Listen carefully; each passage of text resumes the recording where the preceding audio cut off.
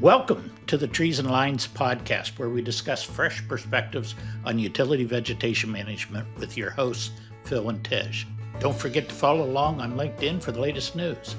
Now, let's dive into this week's episode. Welcome to Trees and Utilities 2025. We're back doing the Trees and Lines podcast. We're super excited that Paul here is our first guest from the Tree Fund, and Phil's going to go ahead and introduce Paul. Yeah, welcome Paul Putman from the Tree Fund. It's wonderful to have you. We're anxious to hear a little bit about the Tree Fund and the Utility Arborist Research Fund. Yeah, thanks so much. I'm so glad to be here. So I am with the Tree Research and Education Endowment Fund, or Tree Fund. We support research in education in arboriculture and urban forestry, and we've been doing this since 2002, but our roots go back actually all the way to 1976. We were originally established as the International Society of Arboriculture, ISA's Research Trust, back in 1976. And then in 2001, had conversations with the organization that's now TCIA, the Tree Care Industry Association. They also had a research branch. And so the two came together to form Tree Fund back in 2002. So since that time, we have supported research in a variety of different areas to the tune of over $6 million. And really impacted, anything from the best management practices that ISA publishes to the ANSI 300 and all sorts of benefits for the industry. So you manage the Utility Arborist Research Fund, which is important to this crowd here at this conference. Tell us a little bit about it. Yeah, absolutely. So, you don't have any favorites when it comes to funds or your children, right? But Utility Arborist Research Fund, or UARF, is one of our oldest funds and it's one of our largest funds. It was established 15 years ago, so this is the 15th anniversary for the fund. Wow. So we're celebrating that with UAA, and we'll be having more announcements tomorrow at the awards luncheon about UARF and other things happening with Tree Fund. So it was established, and its endowment was, the goal was $1 million. We were talking earlier about folks who came together to make this happen. One of the things that I love about the fund is that the corpus is still at over $1 million, and we've granted out almost $800,000. So for me, it really shows the power of endowment and that we're going to be able to keep doing this in perpetuity. And every year, we're able to award a grant of about $50,000, which is really exciting. A lot of great stuff. It is the research I use all the time. Good. So I'm glad to hear that. Yeah, it's really been effective for me. Yeah. For you, Paul, career-wise, why did you decide to, approach your career in this fashion? What was the motivation for you to set up this type of structure and kind of lend out, dollars to research? What's the motivation? So my background is actually in higher education. So my first two masters and my PhD is in adult learning and development or leadership. So working with adult learners, working with leadership education. So I spent first part of my career working at colleges and universities, a couple of them around the country. And then I got a job at the Cleveland Foundation, which is a community foundation in Cleveland. And a community foundation is an organization that's built on an endowment model that supports usually a geographic area. So Cleveland Foundation just happened to be the first one of its kind in the world. A little bit over $3 billion of endowment, doing about $100 million in grant making every year. And so I was part of a team of folks at first that worked with our board to make recommendations to grant out dollars to organizations across a whole bunch of different sectors, right? So it was health and human services, it was education, it was arts and culture, it was environment, all sorts of different things.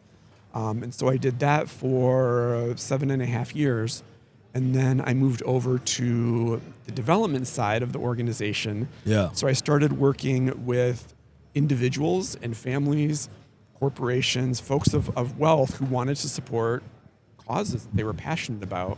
And so then my job became helping to match the nonprofit with the family that wanted to support whatever the cause was that they wanted to support, which was fantastic. And so I did that for another 7 or so years. And then I was doing a very casual search, happy with the job, loved the people I worked with, great mission of the organization, but thought, perhaps I had another adventure in me, and came across Tree Fund. And so I've been doing this for 2 years now. And for me, the endowment model is such a valuable one in that once the dollars are invested in an endowment, if you're spending out a 5% to do grant making or educational programming or whatever it is, the corpus remains the same. So you're able to do this work into perpetuity. So for Utility Arborist Research Fund, for example, corporations could have come together and put $1 million into research during that year, and then it would be over. And so this way, they're able to invest. It's able to grow over time. We're able to support that research forever, which is great. Great model. Are you able to share the size of the endowment? Yeah, absolutely. So we are, it depends on the day and how the market is doing. The market is doing pretty well right now. Yep. So we're a little bit over $7 million. Okay. So it's a modest size endowment, I guess, when you look nationally, but it's the largest it's ever been in Tree Fund's history right now. Now, is the endowment invested like in a simple index, or like who manages that, and how are the dollars allocated to manage against like market fluctuations and that sort of deal? Absolutely. So it's kind of a two-prong answer to this. So our main partner is the Chicago Community Trust. They're kind of like the Cleveland Foundation, but for Chicago, one of the oldest community foundations in the world. Their corpus is, I want to say $8 billion or something. It's a very, very large organization. So Tree Fund is part of their pool of investments. So they're able to take investments from all sorts of endowed funds. And because they have such a large pool, they're able to attract really great investment managers, right? And so when we look at their returns, over 1, 3, 5, 10-year periods, longitudinally, the return has been really excellent. We've been able to slowly grow the funds over time. Oh, great. And with that model, it protects against the downturns, right? So we're not in an aggressive investment model. Right, of course. Because we're a nonprofit and we want to preserve what we do. But the market, when it's up, we might not go quite as high. But when it's down, we're also protected against the downturn. Right. So that's the main part of our investments. And then we have an audit and finance committee that is working on exploring kind of a second model to diversify things a little bit. So right now we have some dollars in a CD ladder and some more conservative type things that we're working towards having a second set of endowments outside the Chicago Community Trust to keep them diversified. You're funding research, right? That's at the crux of this, Yes. right? And so can you break down the different sort of areas of focus, in terms of your allocation? So you mentioned like some best practices. What are some of the other areas that you guys are allocating to? This is great. It's going to test my memory to see if I can go through all the research funds off the top of my head. So I appreciate the challenge. Of course. Here we go. All right. So we've got Utility Arborist Research Fund. So that's focusing specifically on utility arboriculture and vegetation management type things. We have the Safe Arborist Technique Fund, which was founded in part by ISA. And so it's looking at safety. So anything related to arborists and safety to make sure that folks are safe in their jobs and what they're doing. We've got the Barbarinus Fund that works with challenges related to nursery owners. And so it could be things related to potting, to growing trees for use and planting. We've got the Highland Johns Research Fund, which is one of our oldest funds, and that was created. Highland Johns is a name familiar to many, right, from Asplund, who was kind of a giant in the field, and it was created for technology transfer for the work of everyday arborists. So one of the things that I love about Tree Fund is all of the research we want it to be applicable to folks in the field. So they can watch a webinar, they can see a summary on our website and put it into action pretty immediately. It is very centric.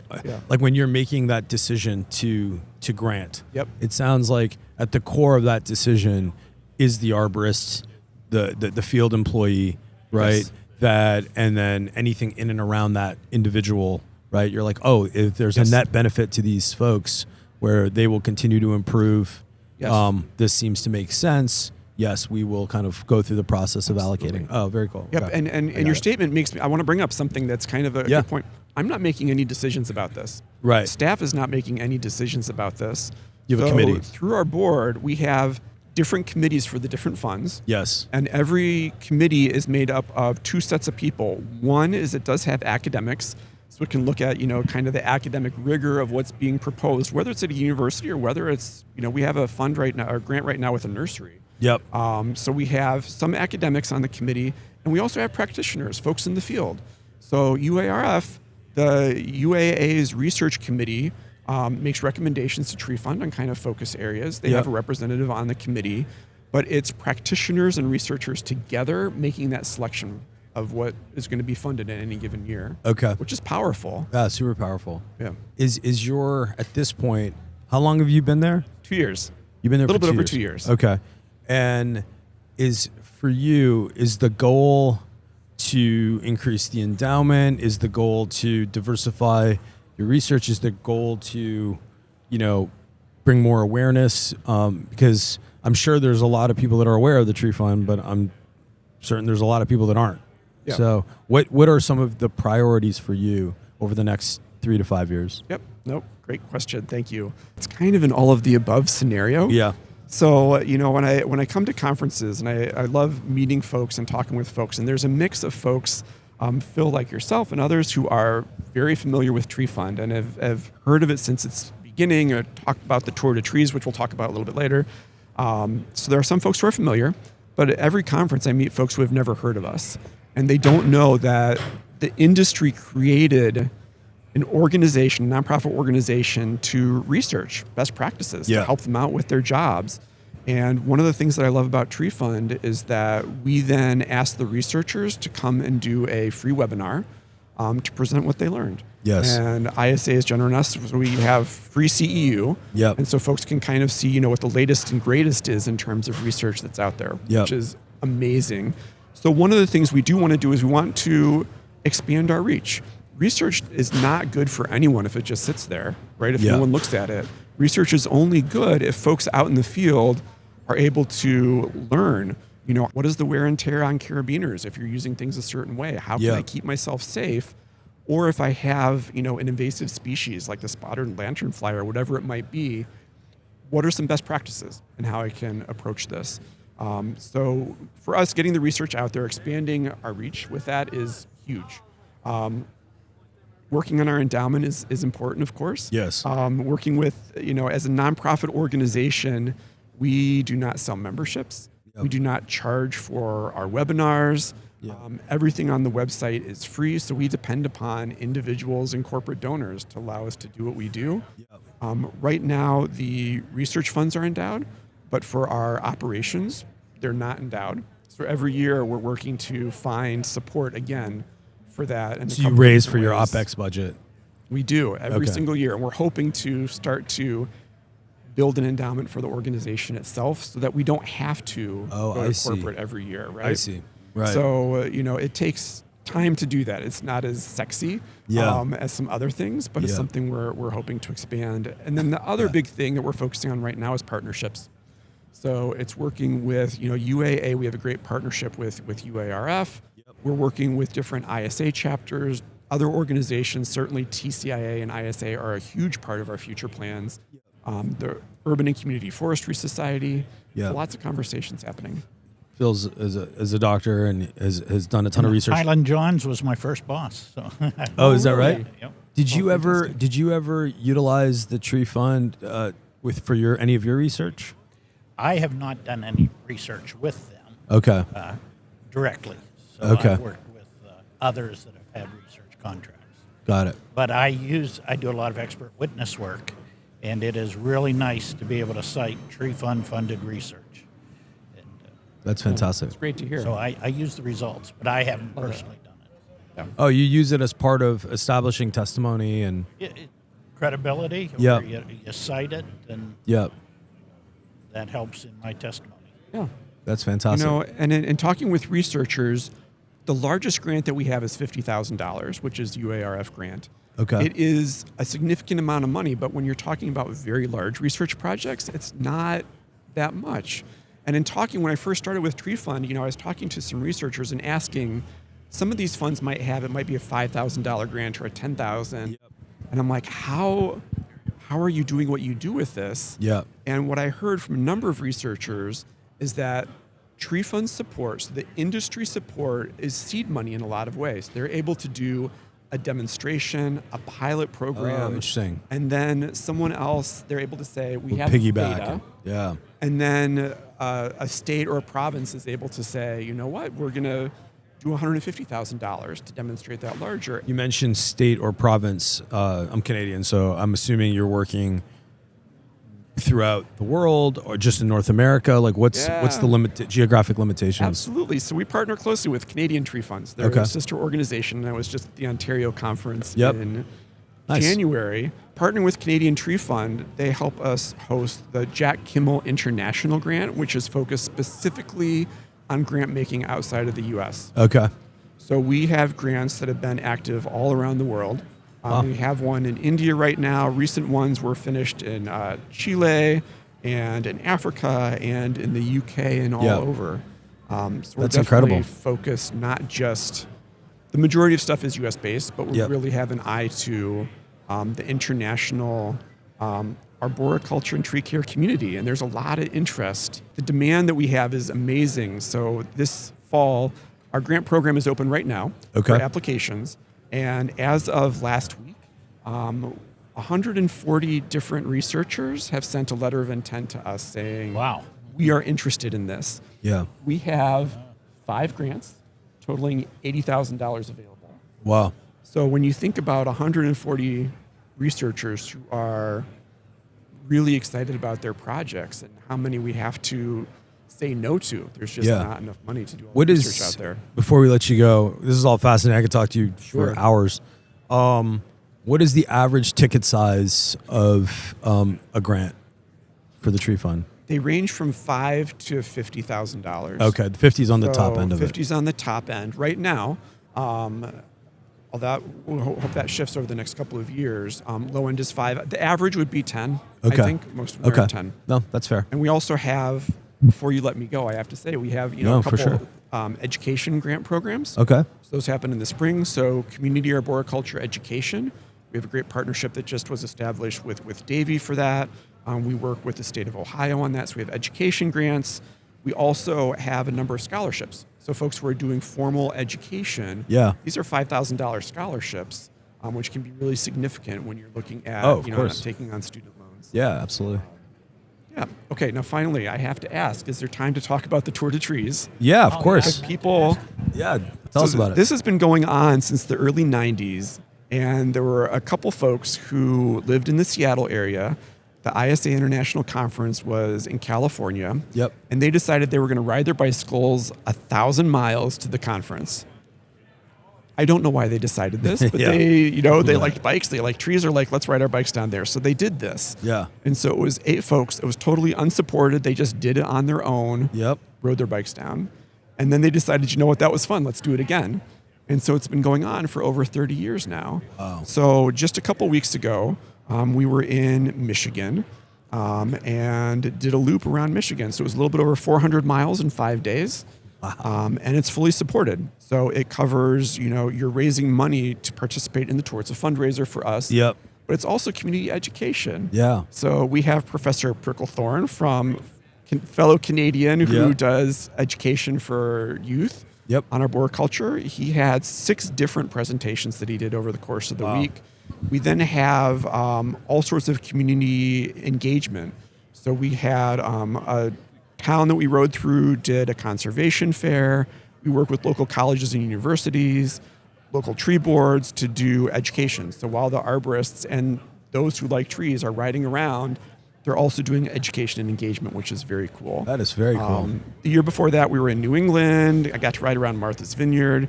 The year before that, we were in Southern California. So as someone who I liked biking. And was a commuter who did 8 miles to and from work. Challenging myself to ride a bit further and do a couple hundred miles in a week has been a great personal challenge. Yeah, of course. Riding over the Sierra Nevada mountains to the coast of California was life-altering in so many ways. Wow. I had never seen sequoias or redwoods or any of that. So How Tour de many rode Trees this year? So this year there were a little bit over 60 Wow. who rode. And one of the nice things about that is that you get a real chance to bond with people. Oh, right? I've noticed that those that ride are friends for life. Yeah. I appreciate you saying that, folks. That's what I hear from folks. That's When incredible. you are, Yeah, to do that. it's a beautiful thing to do. But when you're, sweating on the road after 90 miles and you're, egging each other on, Yeah, right? yeah, Really, yeah. it's so supportive. Yeah. And That's you're having fantastic. breakfast at 6 a.m. The networking that happens, those friends for life is real. And we had someone come back who was 92 this year, who rode part of the way. That's and incredible. It's inspiring. That is inspiring. Tour de Trees, it's something worth checking out. There's Yeah. also a virtual version of it. Okay. And folks who hear 400 miles and say no thank you, you could ride for a day. Yeah. You could ride for 50 miles. It doesn't have to be 400. Well, that's So fantastic. it's a lot of fun. We'll be in Paul, North this Carolina next was year. a very enlightening conversation. You're doing great stuff. Yeah, it's given us an opportunity to also learn a little bit more about your organization. So I'm sure we'll have some follow-ups, but thank you very much for your time Absolutely. today. Thank you so much for having me. Yeah, It was you a were the great first one to conversation. kick off Thanks, the Paul. whole I know. thing. I feel honored for this. Thanks for joining us today. Follow us on LinkedIn for updates and to tune in again to the Trees and Lines podcast.